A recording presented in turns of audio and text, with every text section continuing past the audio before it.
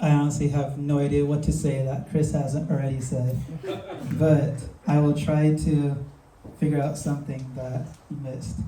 But yeah, I am very grateful as a son to have both of you as my parents. And I'm grateful that your relationship has been God-centered and it has taught me to also have God at the center of my life. And I just want to touch briefly on both my dad and my mom. So my dad loves worshiping God. I don't know if you noticed, but there's always worship going on in our household.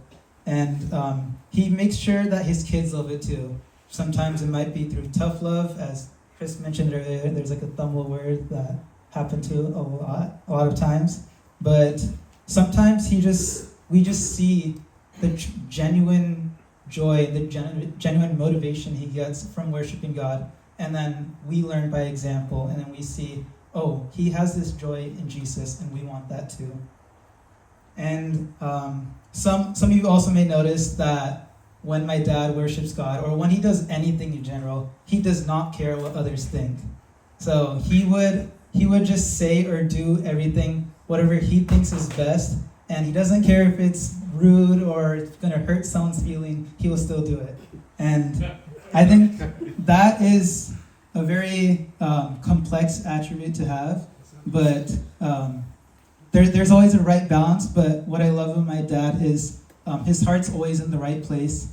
Maybe sometimes the means to get there may be questionable, but the results show, and the results show goodness.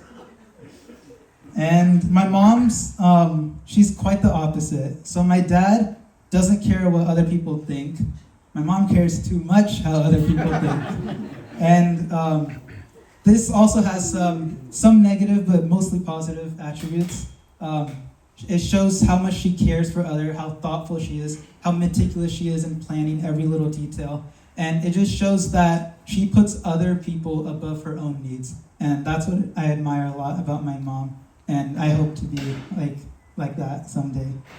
But more specifically to me, my mom is loving, she's sacrificial, and she teaches me to stand firm on God no matter what. No matter what life throws at you, no matter what hurdle or obstacles in your way, even though it may seem that the people closest to you are turning against you, she'll say, no, stand on God. God is the one who's firm. God is the one who never changes. And I just want to, while Chris is out of the room, I want to touch on one specific example that my mom shared with me. And this just shows her sacrificial love, not towards me, but towards my brother. And this is not in my notes, by the way, so I'm going completely off script. But a long time ago, about 22 years ago, my brother was, he was around like 1 year old, and there was like a very specific situation that he was put into where he was going to be separated from my mom, at least for a short while. And my mom didn't want this. She did not want any separation. She wanted to keep the family together. So she did everything in her power to keep them together. And we don't know what life would have been like if they were separated, even if it was just for like a few months or a year or so. But it just shows that even though it created an even bigger burden for my mom, she's willing to carry that burden for her kids. And she's willing to do whatever it takes to sacrifice just so that we can have a better future. And I admire that a lot about my mom.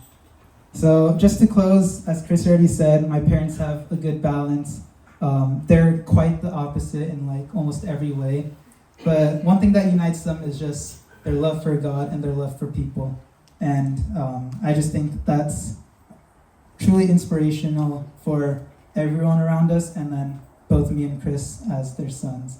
And I just want to say happy 25th anniversary, and I'm grateful, and I wish you all the best for all the years to come.